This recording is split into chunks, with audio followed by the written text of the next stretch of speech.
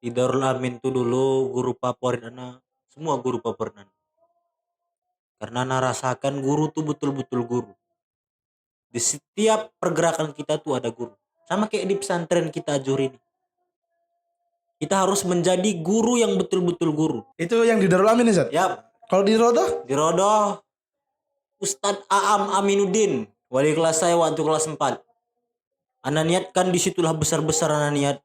Ya Allah, aku niat ya Allah, aku buang bangke ini, aku buang ke tempat yang jauh supaya orang tenang makan dan luluskan aku di pesantren Ar-Raudatul Hasanah. Baru habis itu anak mudabirnya itu ketika anak kelas 5. Mudabir kibar namanya. Kalau di Rodoh tuh mudabir kibar. Mudabir anggota paling besar. Di situ wibawa tuh harus betul-betul wibawa. Harus kayak keamanan gitu jalannya. Alhamdulillahnya dapat mudabir kibar, tapi ternyata karena passion saya amburadul. karena saya seperti gembel gitu.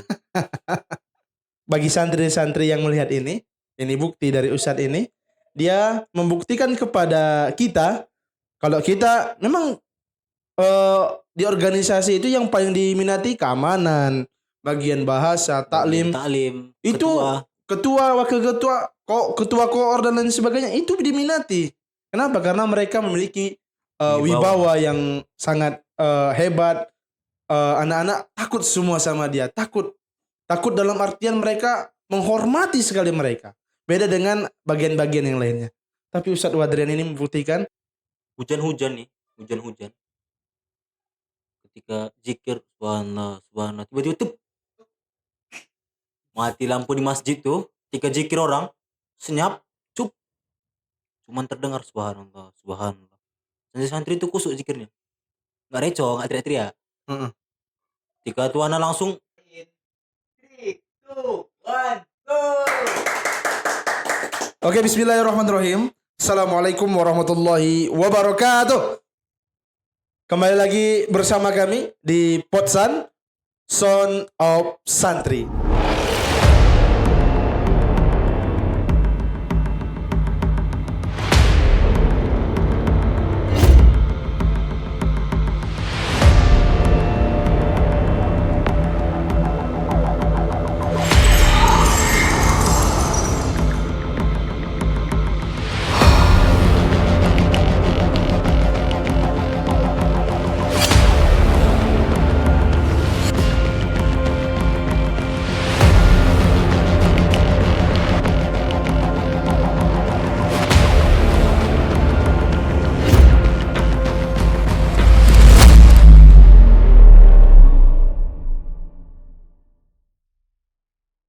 Oke, saat ini kita sedang bersama salah satu ustadz di Pondok Pesantren Modern Az-Zuhri.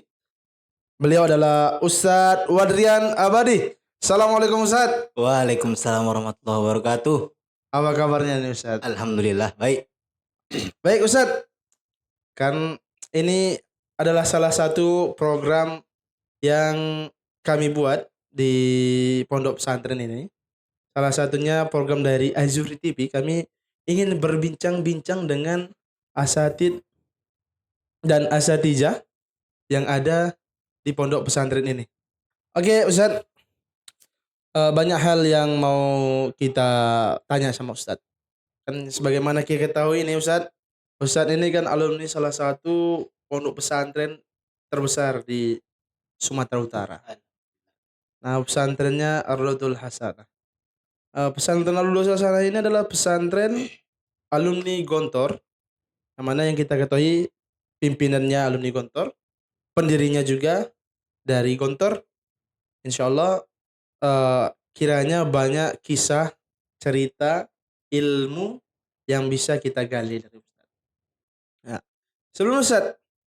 sebelum kita berbincang terlalu jauh, agar kiranya Ustaz coba dulu jelaskan dulu siapa nama lengkap Ustaz, siapa, di mana Ustaz tinggal, dan jelaskanlah Ustaz perihal data diri antum lah gitu.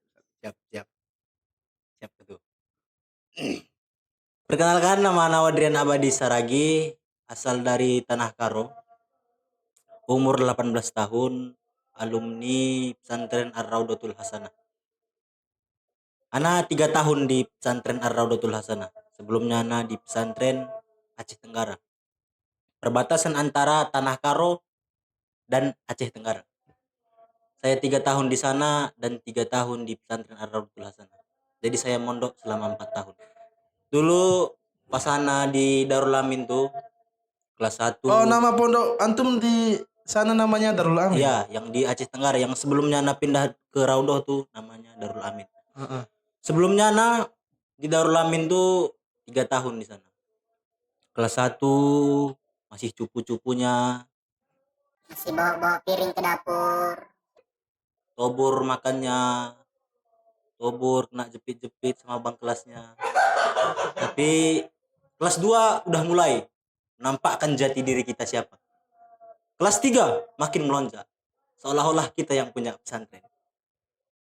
Alhamdulillahnya ana mikir ketika kelas 3 tuh mau nyambung kemana.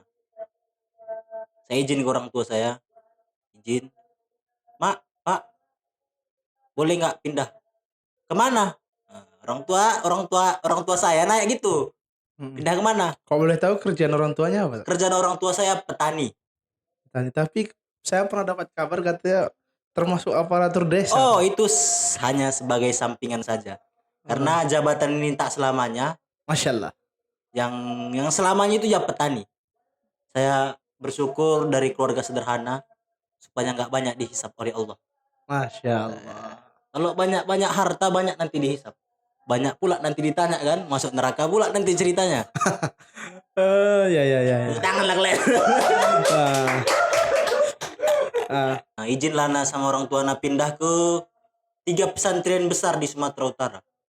Yaitu Mawaridus Salam, Darul Arafah, dan satu lagi Ar-Raudatul Hasanah. Saya nggak kepikiran, anak nggak kepikiran sekolah di Ar-Raudatul Hasanah. Anak kepikirannya sekolah di Darul Arafah. Jadi ketika anak pengen masuk ke 3 pesantren besar nih, anak bernajar. Cara najarnya kayak mana? Bernajar akan puasa kalau lulus di pesantren salah satu 3 besar nih akan puasa sebanyak 5 hari. Itu najar anak dulu. Saking pengennya masuk ke pesantren terbesar nih. Anak daftarlah di Ar-Raudatul Hasanah. Udah anak telepon tuh pesantren Darul Arafah.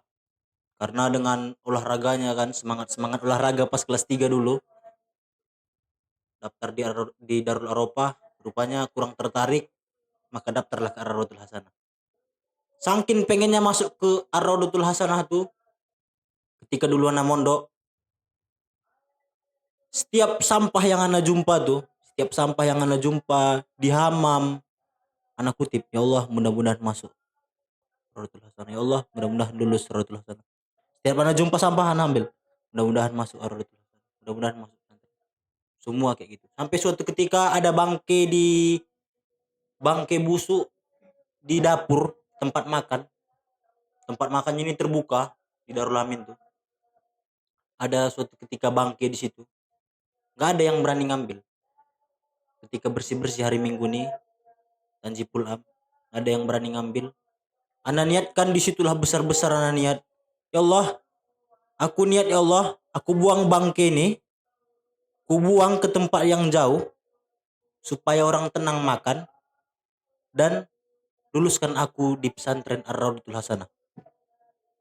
Alhamdulillahnya ujian akhir kelas 3, pindahlah.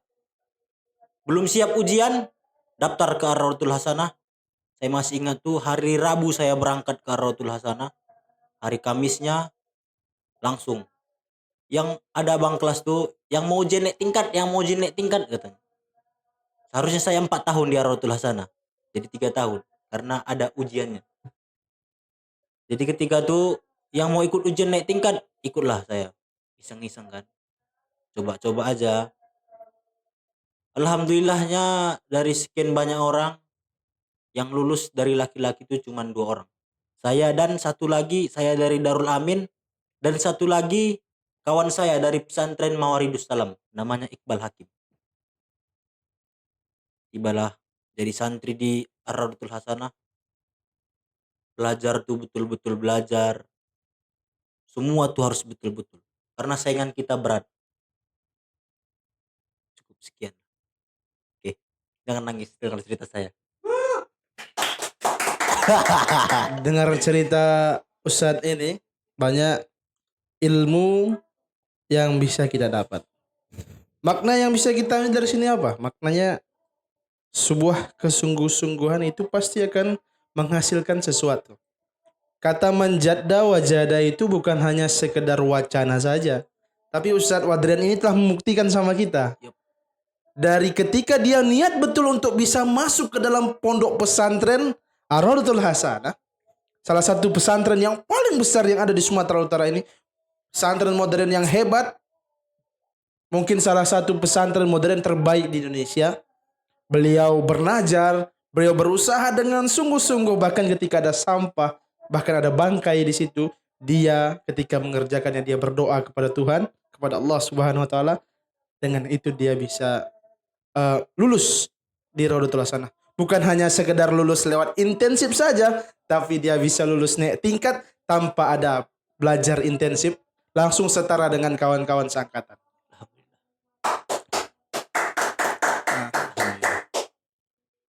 Rame penontonnya kayaknya nih ya. Oke Ustaz, pertanyaan selanjutnya nih Ustaz. Yup. Tadi Ustaz sudah menjelaskan bagaimana Ustaz memperjuangkan diri antum agar bisa masuk ke dalam pesantren Allah. Tapi kan nggak gampang bisa masuk ke pesantren Allah ini. Apa yang membuat Ustaz pingin sekali bisa masuk ke dalam situ? Apa mungkin ada pandangan dari Ustaz-Ustaz antum yang di Darul Amin atau bagaimana? Jadi sebelumnya saya punya kawan di situ sebelumnya. Jadi saya terpengaruh oleh kawan. Tapi terpengaruh baiknya. Kalau kita mau terpengaruh oleh kawan tuh harus kita ambil yang baiknya. Jangan terpengaruh oleh buruknya. Ada kawan saya di situ dulu, bagus dia.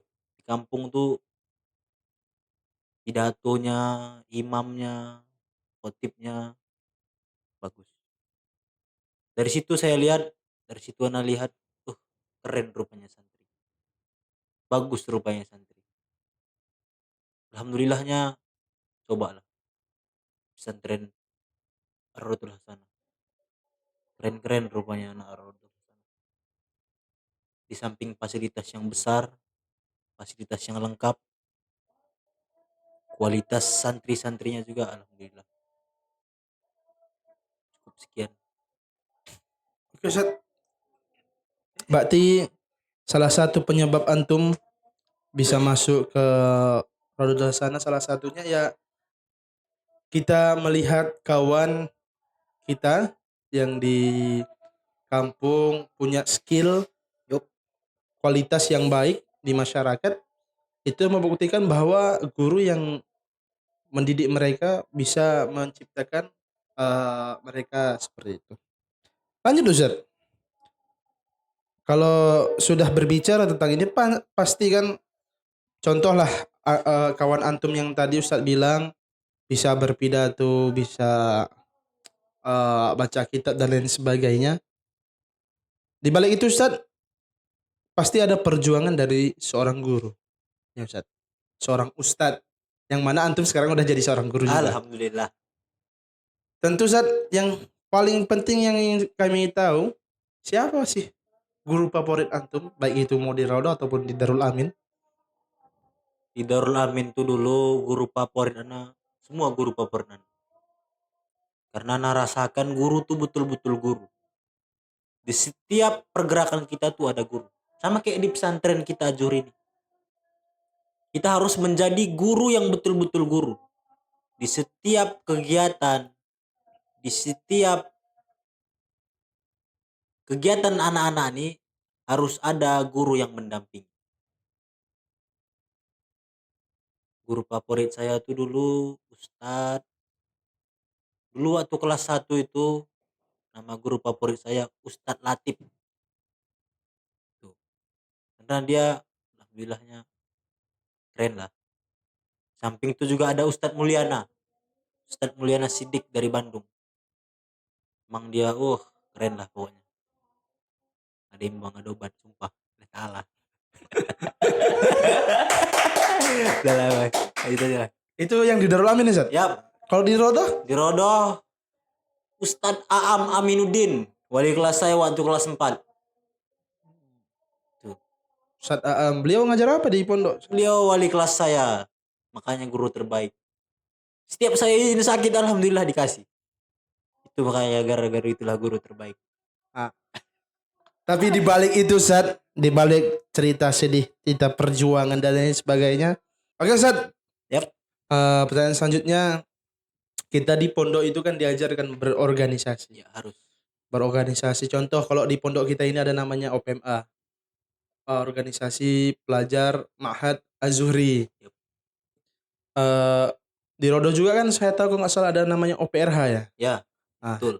Pasti Ustaz juga pernah merasakan menjadi seorang munazomah ya, Ustaz. Alhamdulillah. Nah, ada nggak pengalaman antum di saat menjadi munazomah, pengalaman sedih atau apa? Penting pengalaman yang nggak bisa antum lupakan sampai saat ini. Pengalaman munajomah aja lah ya, pengalaman mudabir munajomah. Apa, Cok? Gak tahu lah, Bang.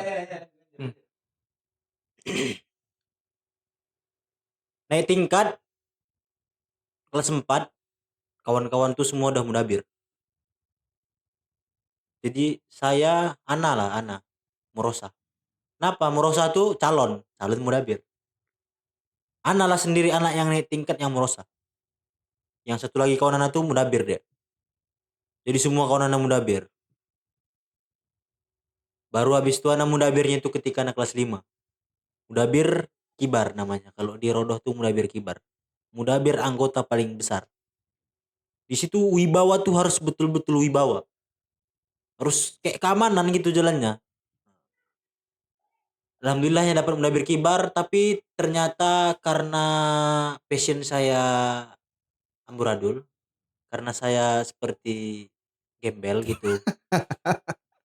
Apa saya gitu, model saya kayak gembel, dekat ya. kali sama anggota. Jadi keamanan itu menurunkan saya di Mekah. Ada namanya itu Rakyat Mekah, mudabir kelas 3. Di kelas 3 nih kita harus betul-betul. Karena di kelas 3 nih masa-masa pubertas. Tapi masa-masa pubertas di pondok tuh masa-masa pubertas paling indah. Kenapa saya bilang masa pubertas paling indah? Karena di situ kita bisa menahan. Kita tahan semua. Itu harus. Karena di setiap pergerakan tuh ada yang namanya mudabir. Mudabir nih sebagai pengganti orang tua. Semua keluh kesah kita, uang kita nggak ada, masalah kita banyak, kita ceritanya sama mudabir. Mudabir nih ibaratkan kakak, ayah, bapak, ibu, semua. Setelah jadi mudabir, lanjut ke OPRH. Apa namanya itu? Organisasi ya. Organisasi ini merupakan miniatur kecil nanti ketika kita di masyarakat. Organisasi kita di pesantren nih contohnya di Ajuri nih. Kita dapat organisasi OPMA. Ini salah satu organisasi kecil yang akan kita jalankan di masyarakat. Makanya kita beruntung sekolah di pondok. Beruntung kita di sekolah di pesantren Ajuri ini. Tercinta ini. Beruntung kita sekolah di Ajuri ini karena kita punya organisasi yang kita jalankan. Ada ketua, wakil ketua, sekretaris, bendahara, bagian air listrik, bagian pengajaran. Wah, banyak bagiannya. Yang dimana setiap bagian tuh harus menjalankan program kerjanya dengan betul-betul jalan. Harus iri dengan program kerja orang. Oh, bagiannya bagus. Dipandang Ustadz. Bagianku juga harus bagus. Gak mau kalah. Kalau boleh tahu Ustaz bagian apa? Oh, dulu anak bagian rendah. Bagian itu bagian dipijak-pijak. Dulu. Bagian apa itu Ustaz? Bagian kimak namanya. Iya. Bagian apa itu Ustaz? Kismul ma' wal kahruba. Itu dia. Bagian air dan listrik. Bagian tuh anak alah. Kenapa Ustaz? Gimana ya ceritanya? Bagian listrik ini bagian dipijak-pijak. Kenapa dibilang di bagian dipijak-pijak? Karena jarang mungkin gengsi. Oh. Orang pengennya bagian keamanan, bagian bahasa, bagian pengajaran. Tapi ana bertekad bagian yang ana punya tuh harus menjadi bagian yang paling disegani oleh orang. Harus menjadi bagian yang paling terbaik dari bagian-bagian yang lain. Alhamdulillahnya itu terwujud Dengan dengan program kerja yang kita laksanakan. jadi Ustadz tadi bilang bagian air dan listrik. Ah, apa pengalaman Ustadz di bagian itu Ustadz? Bagian listrik ini Ada tak mungkin ya kita tahu kan bagian asli yang ngurus listrik, air dan lain sebagainya. bagian Aman. listrik ini kayak mana ya? Kayak harus ketika mati lampu tuh harus sigat, setiap sore pagi tuh harus matiin hidupkan lampu. Capek lah bagian listrik. Ada nggak Makanya pengalaman Ustadz? jarang orang baik, jarang orang mau. Pengalamannya pernah suatu ketika hujan-hujan ketika zikir subhanallah subhanallah tiba-tiba tuh mati lampu di masjid tuh ketika zikir orang senyap cup cuman terdengar subhanallah subhanallah. Santri itu kusuk zikirnya, nggak reco, nggak teriak-teriak. Heeh. Ketika tuh anak langsung sep, Sia. lepas peci, lepas sorban, langsung lari ke gengset. Tuh hujan-hujan nih cerita ini, masih pakai sarung nih, sarungan, nggak pakai tali pinggang, sarungan, hidupkan gengset, tuh nggak bisa-bisa hidup. Anak panggil karyawannya ke rumahnya, jauh rumahnya, anak lari ke tempat putri rumahnya, lari anak, udah hilang laurat malu tuh depan-depan putri lari, anak panggil, assalamualaikum pak, mati lampu daerah putra, langsung gerak, tuh langsung hidup. Rupanya sampai sana habis minyak gengsetnya. Situlah balik lagi ke tempat putri, nyedot minyak lagi, nyedot minyak di mobil. Heeh. Di tempat putri juga tuh masih bersarung-sarung basah, nggak pakai apa-apa, masih pakai baju sholat. Itulah alhamdulillahnya hidup lampunya Alhamdulillah. dengan perjuangan itu kan. Baru pernah suatu ketika lagi belajar pas murojaah, kita nggak boleh cerita dulu ya. Iya, nggak Lagi belajar ketika murojaah, lagi besoknya ujian bahasa Inggris, malamnya belajar. Tau lah kan, kalau bahasa Inggris nih payah kali masya Allah. Saya kata bang. ya, yang Ustaz bilang betul kan, Iya. yang ditakuti oleh santri ujian itu bukan ujian bahasa Arab, yang ditakuti Iya. ujian bahasa Inggris. Karena bahasa Inggris sangat payah. Iya. Jadi suatu ketika ujian bahasa Inggris, ketika tuh depan kamar jam 11, baca-baca buku nggak paham, baca lagi nggak paham, baca lagi mati lampu. Jadi ketika tuh langsung lah tutup buku, Heeh. kawan pun manggil Wadrian. Jadi setiap mati lampu tuh yang dicari Wadrian. listriknya Wadrian. Dari 3 orang air listrik yang dicari Wadrian. Alhamdulillah Wadrian. Tapi itu saya buat jadi amal. Masyaallah. Keren kali Ustaz. Itu nanti kita buat jadi jariah kita. Ya Allah, mudah-mudahan nanti sukses. Karena setiap ikhlas Ustaz. Harus. Tapi dari yang Ustaz sampaikan, saya ada bocoran dari Ustaz. Akibat integritas Ustaz di bagian air dan listrik, kerjaan antum, program antum yang sangat hebat, Ustaz dinaikkan menjadi bagian taklim. Oh, itu Masya Allah. Itu bukti dari sebuah integritas. Kalau kita berorganisasi dengan tekun dengan program yang baik, tidak hanya modal omongan doang. Contoh Ustaz Adrian, bagi santri-santri yang melihat ini bukti dari Ustadz ini. Dia membuktikan kepada kita kalau kita memang di organisasi itu yang paling diminati keamanan, bagian bahasa, taklim. Itu ketua, wakil ketua, ketua koor dan lain sebagainya itu diminati. Kenapa? Karena mereka memiliki wibawa yang sangat hebat. Anak-anak takut semua sama dia, takut dalam artian mereka menghormati sekali mereka. Beda dengan bagian-bagian yang lainnya.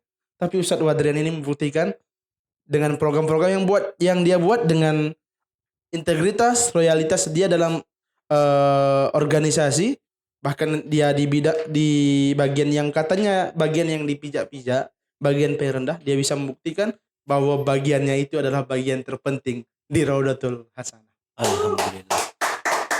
Ya Ustaz, selanjutnya kan Ustaz menjadi bagian taklim Ustaz. Itu bagaimana Ustaz?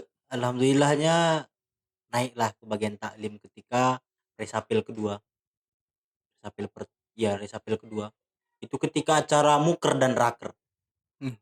Musyawarah kerja dan rapat kerja.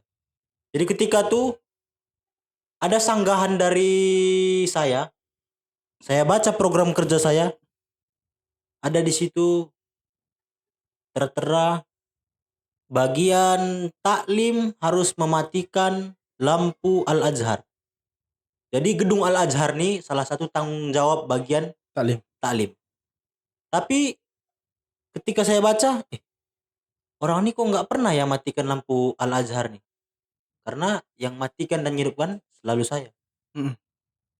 Saya tanya kepada saudara bagian taklim, di dalam program kerja ada tertera mematikan dan menghidupkan lampu Al-Azhar, gedung Al-Azhar sesuai waktunya. Tapi kenapa tak pernah bagian taklim mematikan sekalipun? Kenapa harus bagian air listrik yang mematikannya? Baru bagian taklim nyanggah, kami pernah mematikannya. Baru saya juga menyanggah, kapan kalian matikan? Ketika itu semua terdiam. Mm. Hampir panas, reda debatnya. Itu alhamdulillahnya di terakhir muker dan raker tuh ada yang namanya resapel pergantian bagian tuh ketika tuh dibacakan dari bagian ketua, wakil, sekretaris, bendahara, keamanan, baru taklim. Mm-mm. Ketika itu dibacakan dari nama pertama taklim, Najwa Julfa, dari selanjutnya wakil. Di akhir-akhir ada nama Wadrian Abadi Saragi. Masya Allah. Saya pun heran, kok bisa terbaca nama saya?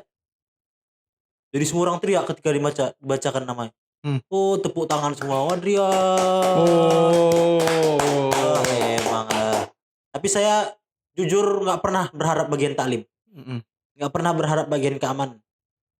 Jadi Ustaz berharap jadi ketua. Ya, tidak juga ketua apalagi. Alah. Jadi Ustaz. Saya berharap bagian yang santai.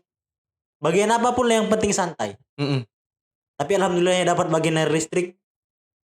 Sedikit kecewa. Tapi kita yang mencocokkan kita kepada bagian kita. Bukan bagian yang harus cocok kepada kita.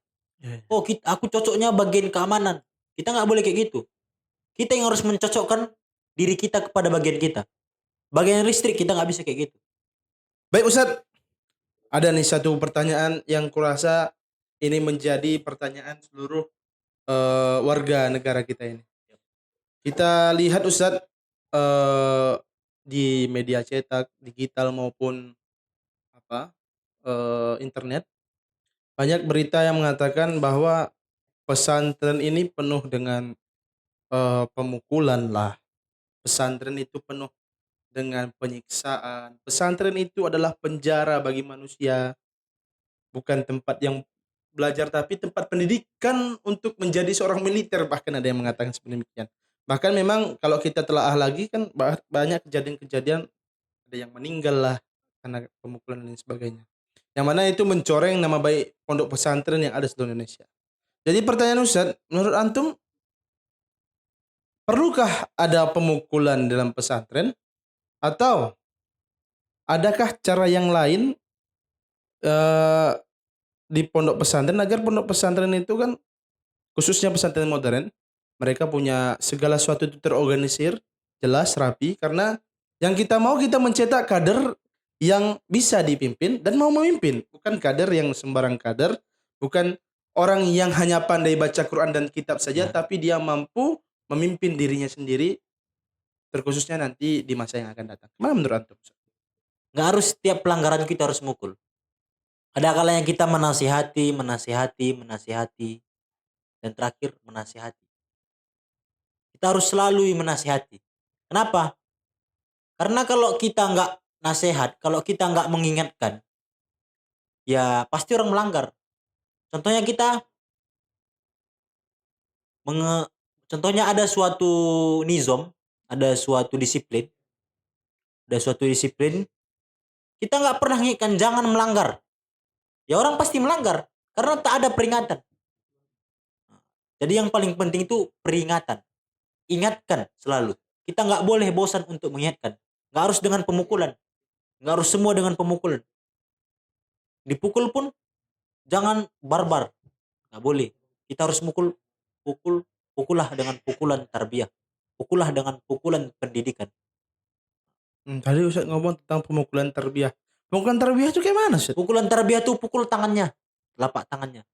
Pukul yang banyak dagingnya, betisnya. Jangan pukul mukanya.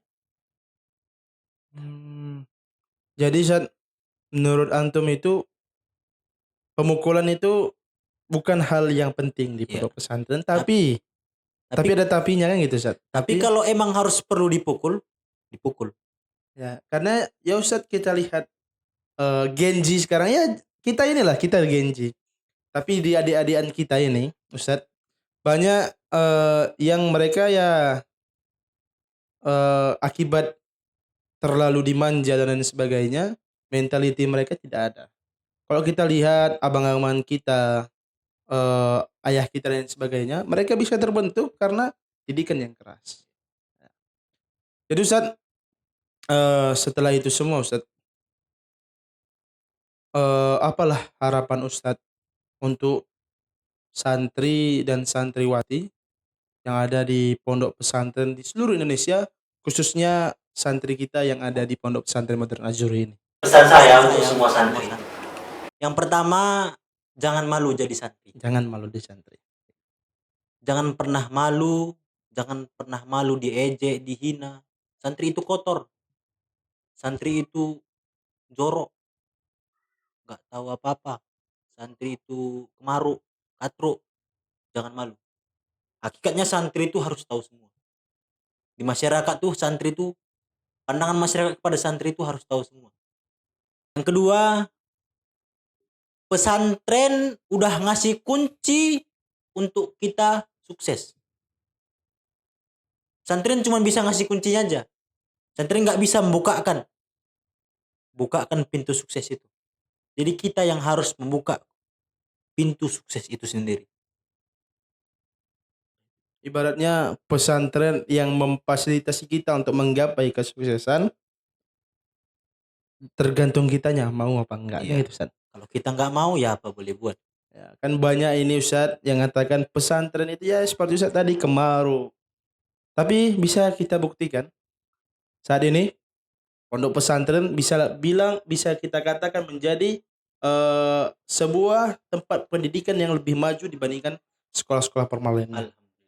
Salah satunya pondok pesantren kita sekarang sedang bagaimana mendidik santri-santri kita untuk melek teknologi, baik itu dalam bidang multimedianya, editing, pembuatan mengetik dan lain sebagainya. Bahkan mereka saat ini sedang belajar bagaimana cara membuat sebuah aplikasi sederhana.